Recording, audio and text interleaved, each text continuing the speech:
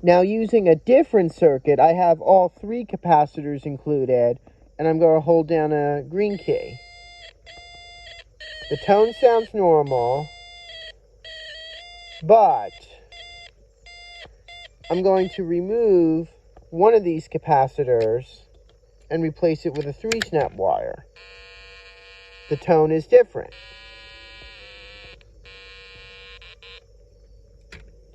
Now let's replace both the C2 and C7 capacitors with solid 3-snap wires.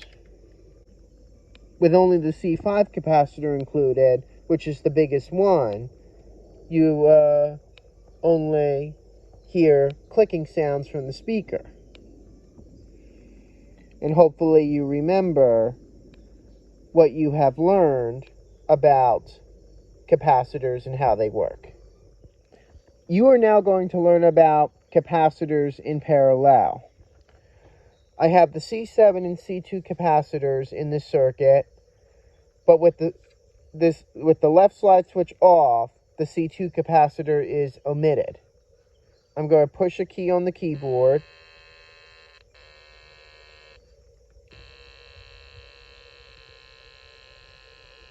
And the sound is pretty low pitched. Now when I turn on the slide switch, the C2 capacitor is included, but the difference in tone is very, very small. You could think of the capacitors, which are like storage tanks for electricity, being in parallel. If you place two large ones together, electricity will flow into both at the same time, but it will keep flowing until both are full.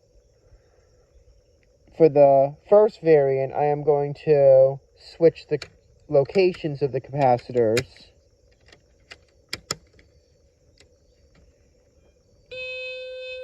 Now, only the C2 capacitor is included. When I turn on the slide switch now, the C7 capacitor is in, and the difference in tone is very obvious. When capacitors are hooked up in parallel, the larger value will dominate the circuit. Unlike when in series, the smaller value dominates. I am going to replace the C2 capacitor with the C5 one. Turn off this slide switch. Push keys.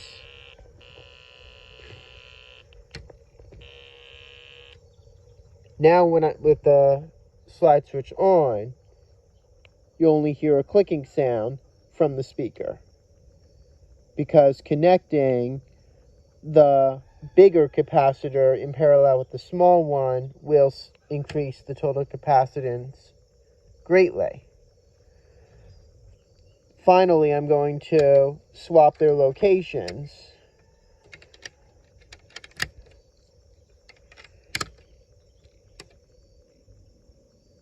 You hear a clicking sound.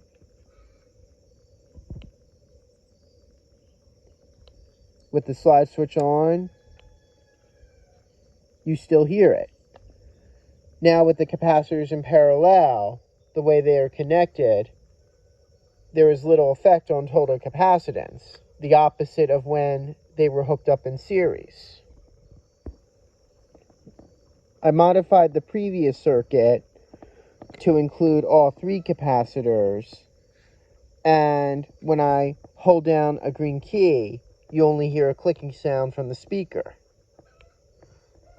Like before, when capacitors are connected in parallel, the largest one will dominate, the C5 one. If I was to remove it, the sound is low pitched, but obviously louder than the clicking. Finally, when only the C2 capacitor is in place, the sound is normal. I am going to try to have only the C7 capacitor included, the middle one. The circuit is low pitch. And there you have it with capacitors in parallel.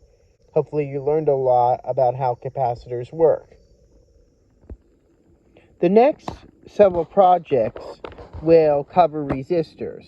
Now, I'm sure you already know that a resistor is a component that limits the flow of electricity.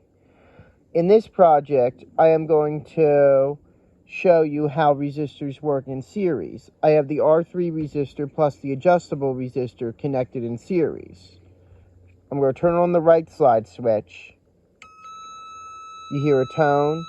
I'm going to gradually move the lever on the adjustable resistor down, and the tone becomes lower in pitch as well as quieter. I'm just going to leave the lever there and turn on the left slide switch. The tone is loud again because the adjustable resistor is bypassed. Turning off the left slide switch once again puts the RV in series with the R3 resistor, which only contains 5.1 thousand ohms. In contrast, the adjustable resistor ranges from 2,000 ohms on this setting to 50,000 ohms on this one. So the position of the lever can really make a difference. I now have the resistors connected in parallel instead of series. I'm going to turn on the right slide switch, and when I move the lever on the adjustable resistor, nothing happens. Now I'm going to compare what the tone sounds like when the adjustable resistor is on different settings. I'll do that by turning on the slide switch. On RV's lowest setting, the sound is so high-pitched that you might not hear anything. On its lowest setting, you may not hear any difference. However, when you push green keys on the keyboard, you can hear the tones, a difference in tone, because the keyboard actually contains electrical resistors. You could also think of resistors as obstructions to the flow of electricity. Not much electricity will flow through when there's only one path and there's an obstruction. However, when there are multiple paths but only one path is obstructed, a lot of the electricity will still flow. In this circuit, I have 5 resistors connected in series. The R3 and R1 resistors, the photoresistor, the RV3 resistor, and the adjustable resistor. And I can move the lever on the RV, the knob on the RV3, and adjust the amount of light on the photoresistor. And obviously on some settings, the color LED will be brighter than on others. Now what's neat is that you can swap the locations of certain resistors. Like let's say I move the photoresistor and the RV3 resistor. I swap their locations. You should try that, but you will notice that it makes no difference in how the LED works. The positions of the resistors make no difference. The 5 resistors from the previous project are now connected in parallel, and the brightness of the color LED will depend on their different settings, at least on the ones that can be adjusted. And if you could remove one and see whether it affects the LED's performance. Of these 5 resistors, the R1 resistor, which is only a 100 ohms, is the smallest, and it will have the most effect. So if I remove it, you may notice a slight difference in brightness of the color LED.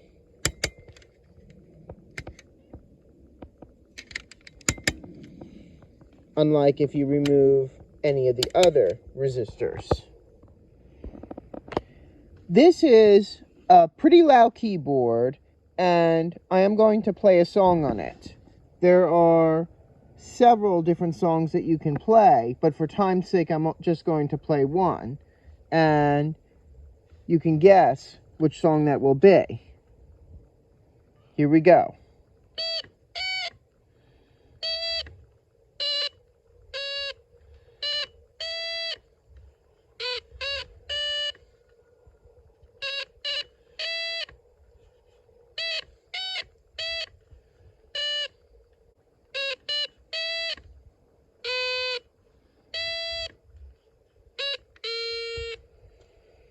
You may have guessed it, it's London Bridge is Falling Down. Now for the variant, I am going to tune the knob so that the keys are out, the green keys and blue keys are out of alignment, and then I'm going to play the same song again. Let's go. While holding down both the blue and green keys.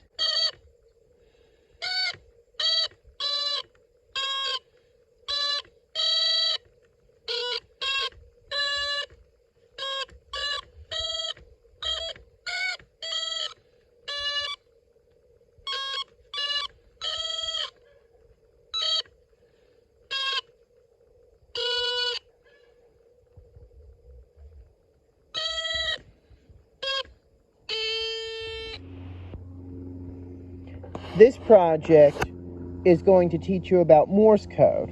Morse code is a system for sending messages long distances using a telegraph. This was the primary means of communication before the telephone was invented. And each letter or number in a message is represented by a series of dots and dashes. Here's a quick guide that you can glance at for better reference.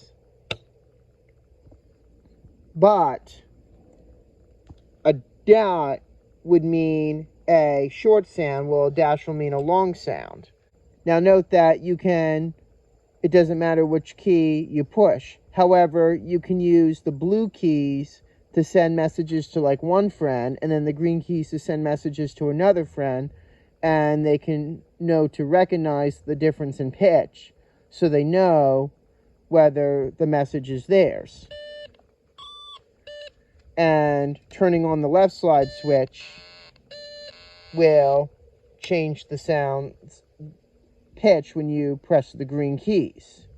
But I am going to do the letter A.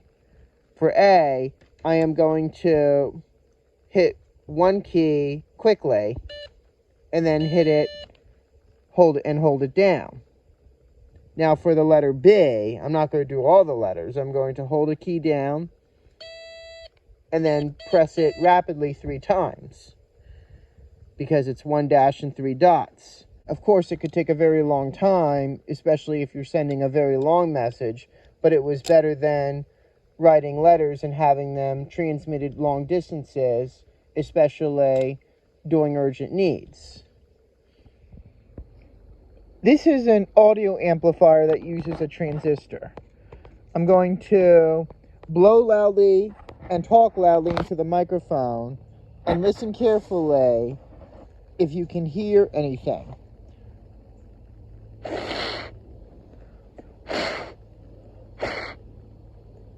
It's such a beautiful day today. If you did hear anything, it would be extremely faint. And you may have to hold the speaker up to your ear. But this circuit would amplify your voice and play it on the speaker. And blowing sounds may be more audible than your voice because there is not enough amplification and there will be some distortion. Also, the sound from the speaker may not be as loud as hearing your voice directly. And that goes without saying. This transistor audio amplifier requires headphones. I am going to put my phone near the headphones as I blow and talk into the speaker.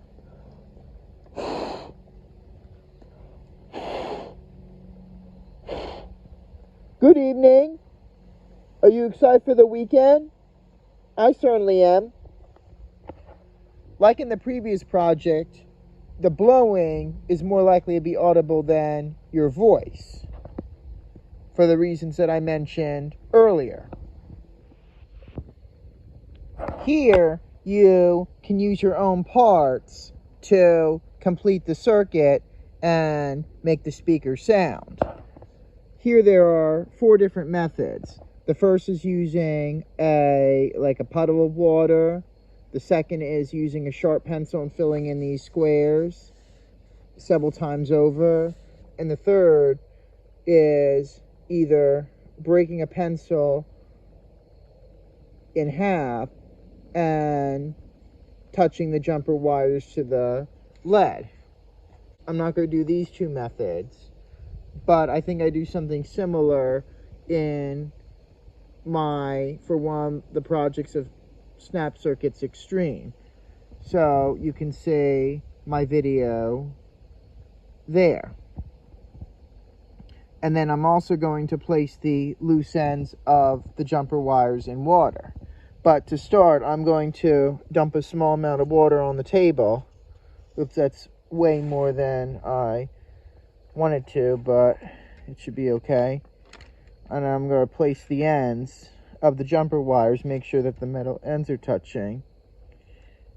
I'll place them near each other.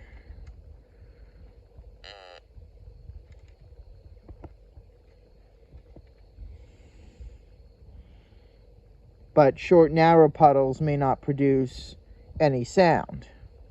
But I'm just going to go right to placing the jumper wires in water. Now the speaker produces tones. You can change them by moving the lever on the adjustable resistor and also pushing keys on the keyboard.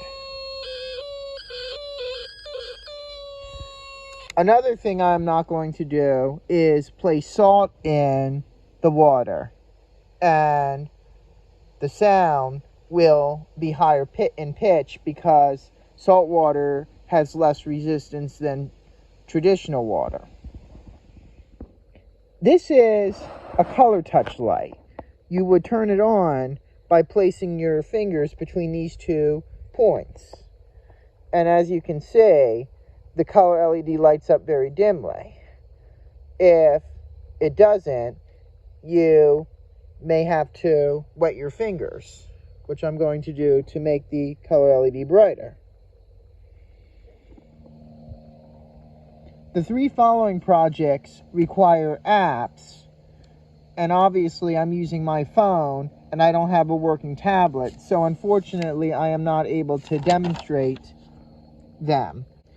So I am going to move on to a bonus project for those who own the Snap Circuits Light Kit,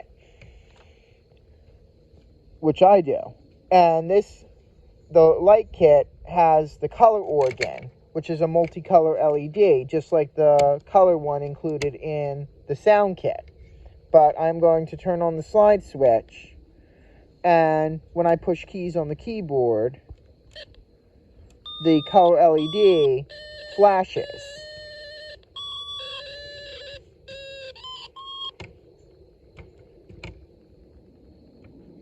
And you can also watch it change colors.